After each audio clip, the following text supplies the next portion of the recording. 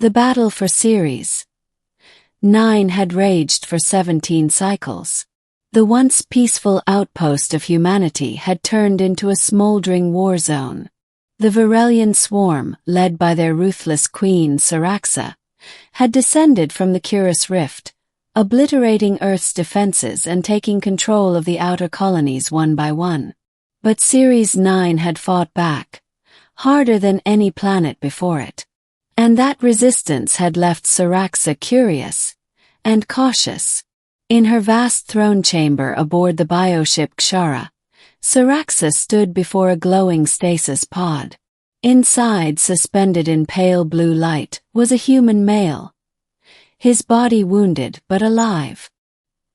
He was clad in torn Earth Federation armor, streaked with soot and blood, the insignia of a high-ranking officer scorched into his shoulder plate. "Bring him to consciousness," Syraxa ordered. Her voice was like molten glass, beautiful, dangerous. Her handmaidens obeyed, manipulating organic controls that pulsed with life. The pod hissed, the light dimmed, and slowly the soldier stirred. His eyes opened, sharp, alert despite the drugs. He looked around, then met her gaze. "Name," she demanded. He coughed, then smirked. "Captain Elias Wren. Earth Defense Force. Serial number." "I don't care about your numbers." "Figured," Elias rasped. Syraxa studied him. She had dissected hundreds of humans. She had battled dozens of their battalions. But this one, he had survived 5 of her elite patrols. Intelligence said he was leading guerrilla operations behind her lines, targeting her supply veins, freeing prisoners. He should have died with the others. "I want to understand your kind," Syraxa said, circling him like a predator. "You're illogical, fragile. Yet you fight with the fury of starfire. Why?" Elias's smile faded. "Because you gave us no choice." Her mandibles twitched, a subtle sign of irritation. "We offered submission. Surrender would have saved billions. Surrender isn't peace. You burn our cities, harvest our mines, enslave our people." Syraxa narrowed her gaze. "You see war as a binary. Win or lose. For my people, war is evolution. We consume and adapt. We grow stronger. Isn't that nature's path?" Elias's voice was quiet. "It's not the only one."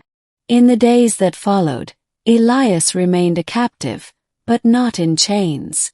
Syraxa assigned him quarters, organic and alive like the rest of her ship. He was guarded, but given access to her chambers, her maps, her war councils. She claimed it was to understand humanity better. But in truth, she had another reason. He intrigued her. Syraxa had never encountered such resistance. Not merely physical but mental. Other prisoners screamed, begged, broke. Elias debated. He questioned her assumptions, challenged her strategies, even pointed out flaws in her swarm's logistics. "You're risking your whole flank at asteroid belt 7 Gamma," he told her one day, pointing to a map. "The gas storms their screw with your biocom links." She tilted her head. "Why offer this insight?" "Because maybe, deep down, you're not as certain as you pretend to be." She scoffed. "You think I doubt the swarm. I think you doubt you." His words burrowed into her mind. Syraxa had been born into command. Varelian queens were bred, not raised. She'd consumed her sisters in the birthing nest to ascend. Empathy was considered a weakness, individuality a flaw. But Elias had something her hive never offered: choice. One night, while staring at Earth's file logs stolen from a captured science vessel, she asked, "Why do your people write fiction?" Elias raised an eyebrow. "You mean stories?" "Yes. My kind records facts." "You record possibilities. Fabrications." Because stories let us imagine better worlds, Elias said. Ones we want to build, or avoid, or understand. She was silent. Then, I once dreamed before I ascended, of flying, alone, free from the hive. I never told anyone. You just did. Saraxa blinked. Why had she shared that? Why with him? Weeks passed, and Saraxa began noticing something else. Her control over the hive was weakening. Her commanders whispered doubts. Her second-in-command, HFY, approached her privately. You've spent too much time with a human. He offers insight. He offers corruption. She dismissed him, but privately, she wondered. Her connection to the hive mind was flickering. When she tried to command her soldiers, they hesitated. Her mind felt fragmented. Elias noticed. You're changing, he said quietly one day. I am unraveling, she admitted. I feel alone. That's what freedom feels like at first. Saraxa stared at him. It hurts. Because for the first time you're not obeying. You're choosing. The idea struck her like lightning.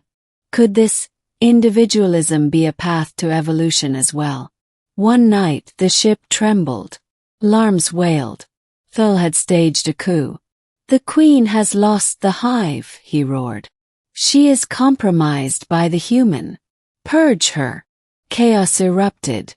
Bioweapons surged, and the ship groaned under internal warfare. Saraxa fled with Elias, cutting through tangled corridors. He had retrieved a weapon from a dead guard. You should leave me, she gasped, bleeding green from a wound in her side. Escape in a pod. Save yourself. He didn't answer. Instead he helped her up. I don't abandon allies. Her eyes widened. You consider me an ally. I consider you more than what they made you. They reached the inner sanctum, a chamber pulsing with a queen node, the biological nexus of hive control. If X accessed it, he could take the entire swarm. Saraxa staggered forward, hands outstretched. I can override it, but I need time. HFY burst in, roaring. Your reign ends, traitor. Elias stepped between them, firing. The weapon discharged a plasma bolt, scorching HFY's shoulder. But the commander charged, impaling Elias through the side. No! Saraxa screamed. With her last strength, she slammed her claws into the node's control membrane, fusing her DNA to it. The chamber screamed. Light blazed. Across the ship and swarm-wide, the connection shifted. The hive mind fractured, and then reformed. Not under control, under choice. The Varelian soldiers stopped fighting, looked around. For the first time in their existence, they were thinking independently. HFY collapsed. Defeated. Alone. Elias lay dying. Saraxa knelt beside him. You changed them, he whispered. No, she said. You changed me. And I changed them.